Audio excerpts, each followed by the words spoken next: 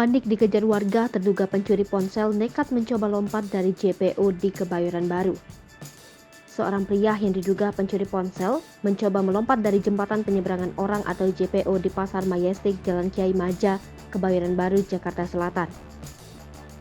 Video amatir yang memperlihatkan aksi nekat pria itu beredar di akun Instagram @infojaksel.id.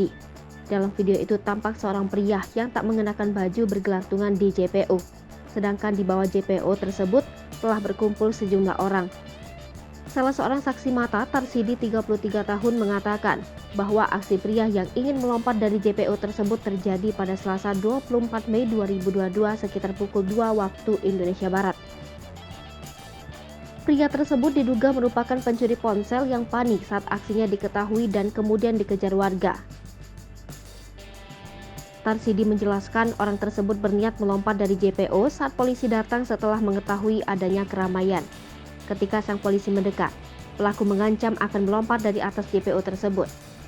Polisi akhirnya dapat mencegah niat dari sang terduga pelaku pencurian.